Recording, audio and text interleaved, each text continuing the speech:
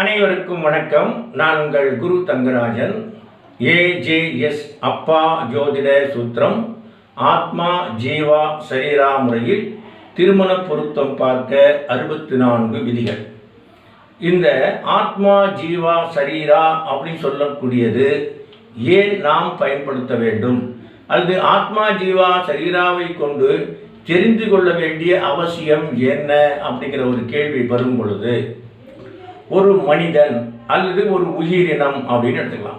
ஒரு மனிதன் இயங்க வேண்டுமானால் ஒரு மனிதனுக்கு முதலில் ஆதாரமாக இருக்கக்கூடிய முதல் ஆதாரம் எது அப்படின்னு கேட்டால் சரீரம். சரீரம் என்றால் உடம்பு அப்படின்னு சொல்றோம்.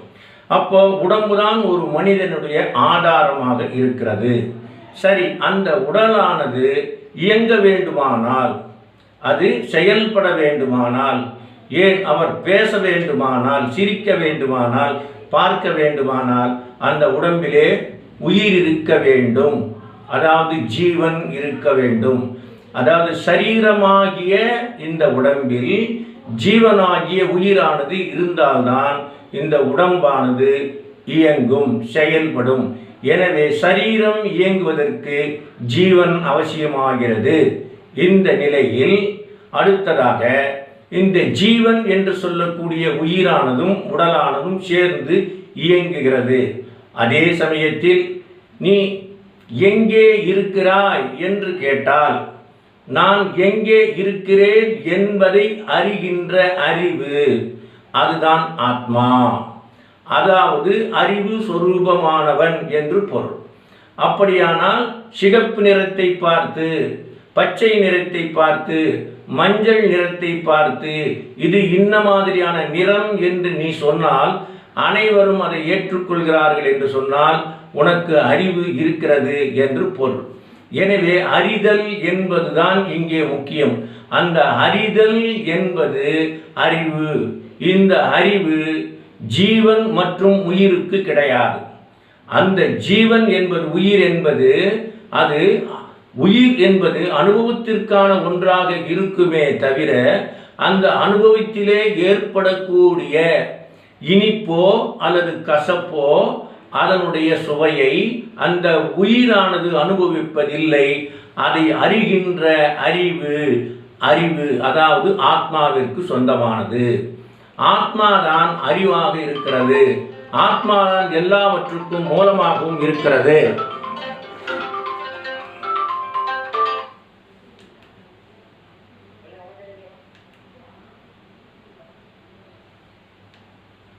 அதனால் ஆத்மாதான் எல்லாவற்றுக்கும் மூலமாக இருக்கிறது.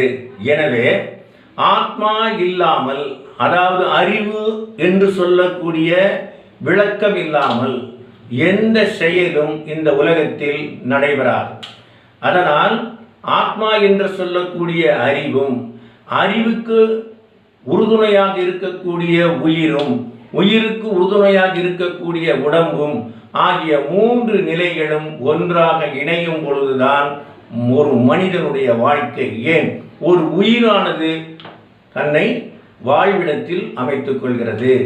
எனவே ஒன்றை ஒன்று தெரிந்து கொள்வதற்கு அறிவு அவசியமாகிறது. அந்த அறிவாக இருக்கக்கூடியதுதான் ஆத்மாவாக இருக்கிறது. மற்றதெல்லாம் அந்த ஆத்மாவுக்கு ஜீவன் என்பது, உயிர் என்பது, அது செயல்படுவதற்கான ஆற்றலை அதிலிருந்து பெறுகிறது. அந்த ஆற்றலை அந்த ஜீவன் என்று சொல்லக்கூடியது உயிருக்கு தருகிறது. அந்த உயிரானது அந்த உடம்பை இயங்க செய்கிறது. ஆக ஆத்மாவிலிருந்து தான் ஜீவனும் தோன்றுகிறது, ஜீவனிடத்திலிருந்து தான் சரீரமும் இயங்குகிறது.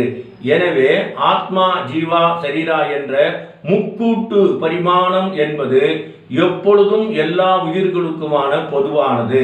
எனவே ஆத்மா ஜீவா சரீராவை கொண்டு நாம் பலன் பார்ப்போமானால் நிச்சயமாக கணவன் மனைவி என்ற உறவிலே எவ்வளவு அன்பையும் பாசத்தையும் அவர் வைத்திருக்கிறார், அல்லது அன்பும் பாசமும் ஏன் இல்லாமல் போனது என்பதை ஆத்மா ஜீவா சரீராவை கொண்டு நாம் தெளிவாக தெரிந்து கொள்ளலாம்.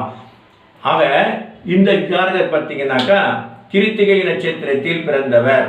அப்படியானால் அஸ்வினி மகம் மூலம் நட்சத்திரத்தில் ஒருவர் பிறந்தாரேயானால் அவர் கேதுனுடைய அம்சம், அதாவது கேதுனுடைய சாயலில் அவர் பிறந்தார். கிருத்திகை உத்திரம் உத்திராடம் நட்சத்திரத்தில் ஒருவர் பிறந்தாரேயானால் அவர் சூரியனுடைய அம்சம், சூரியனுடைய சாயலில் அவர் பிறந்திருக்கிறார். எனவே சூரியனாக பிறந்திருக்கக்கூடிய இந்த ஜாதகர் ஆத்மகாரகன் ஆகிறார். அந்த சூரியனுக்கு பார்த்தீங்கன்னா சந்திரன் கிருத்திகையில் இருக்கிறார், அவர் சூரியன் சாரத்திலே ஏறி நிற்கிறார். எனவே சூரியன் ஜென்ம நட்சத்திர அதிபதி ஆகிறார்.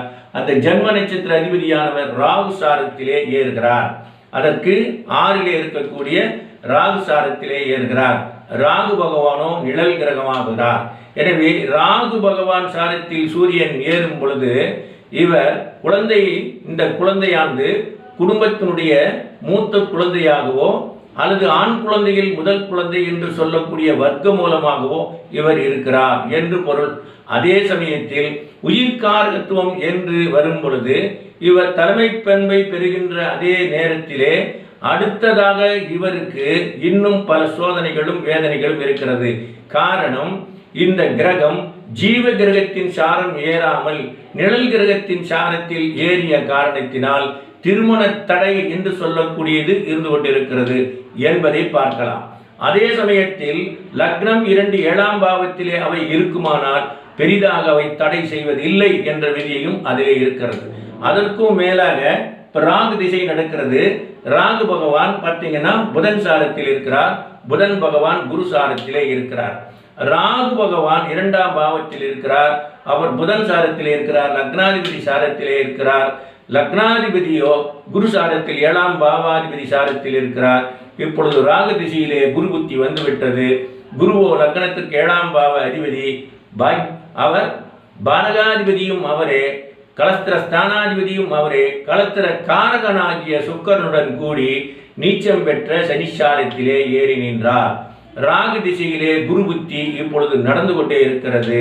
ராகு புதன் சாரம் ஏறி புதன் குரு சாரம் ஏறி அங்கே எப்பொழுது குரு வருவார் என்று பார்த்து கொண்டிருந்த நிலையிலே ராகு திசையிலே குரு புத்தியும் வந்துவிட்டது. அந்த குரு பகவானோ 7ஆம் பாவ அதிபதியாகி கலஸ்திரஸ்தான அதிபதியாகி பாதகாதிபதியாகி அவர் லக்னத்திற்கு 10ஆம் பாவத்திலே அமர்ந்து லக்னத்திற்கு 5ஆம் பாவ அதிபதியான சுக்கரனுடனும் கூடி நீச்சம் பெற்ற சனிச்சாரத்திலே ஏறினார். எனவே இந்த காலத்திலே ராகு திசையிலே குரு புத்தியிலே திருமணம் செய்தால் இந்த குருவானவர் 7ஆம் பாவ அதிபதியாக இருக்கக்கூடிய காரணத்தினால் 7ஆம் பாவம் என்பது கணவன் அல்லது மனைவியை குறிக்கும்.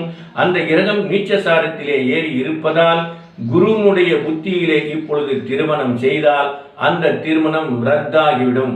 மேலும் முதலிரவே நடக்காமல் செய்துவிடும். காரணம், இந்த குருவானவர் 7ஆம் பாவாதிபதி என்று சொல்லக்கூடிய மனைவி அவர் சுக்கரனுடனும் கூடி நீச்சம் பெற்ற சனிச்சாரத்திலே ஏறக்கூடிய காரணத்தினால், நீச்சம் என்று சொன்னால் அதாவது உயிரற்ற நிலை என்று பொருள். எனவே உயிரற்ற நிலையில் இருக்கக்கூடிய ஒரு கிரகத்தின் சாரத்திலே ஏறி 7ஆம் பாவ அதிபதியும் கலத்திரக்காரகனும் நிற்பாரேயானால் மனைவியின் உடலை கூட இவரால் தொட்டு பார்க்க முடியாது என்று பொருள். எனவே ஜாதகம் பார்க்கும் பொழுது திசை என்ன, புத்தி என்ன, இந்த திசையில் இந்த புத்தியில் திருமணம் செய்தால் இந்த திருமணம் நிலைக்குமா, அல்லது இந்த திருமணத்தை ரத்து செய்யக்கூடிய கிரகம் எதுவாக இருக்கிறது என்று பார்த்தால் சனி பகவான் தான் அதை ரத்து செய்கிறார். எனவே இவருக்கு வரக்கூடிய மனைவி சனியின் நட்சத்திரத்திலே பிறந்தவர் வருவாரேயானால் அல்லது சனி திசை நடப்பவரே வருவாரேயானால் நிச்சயம் இந்த நிகழ்வு நடந்தேவிடும் என்பதை நீங்கள் தெளிவாக தெரிந்து கொள்ள வேண்டும். எனவே ஆத்மா ஜீவா சரீரா முறையில் திருமண பொருத்தம் பார்ப்பதே அப்பா ஜோதிட சூத்திரத்தினுடைய மிகச்சிறந்த சேவையாக இந்த உலகம் கருதுகிறது. நீங்களும் அப்பா ஜோதிட சூத்திரத்தை பயின்று நல்லபடியாக மக்களுக்கு சேவை செய்து மணமக்களுக்கு நீங்கள் உதவி செய்ய வேண்டும். ஜோதிட சாஸ்திரத்தினுடைய நன்மைகளை மக்களுக்கு கொண்டு போய் சேர்க்க வேண்டிய கடமையும் பொறுப்பும் எல்லா ஜோதிடர்களுக்கும் இருக்கிறது என்பதை நான் தெரிவித்துக் கொண்டு எப்பொழுதும் நான் உங்களோடு தொடர்ந்து பயணிக்க விரும்புகிறேன். நீங்களும் என்னோடு சேர்ந்து பயணிங்கள் என்று கேட்டு விடைபெறுகிறேன். நன்றி, வணக்கம்.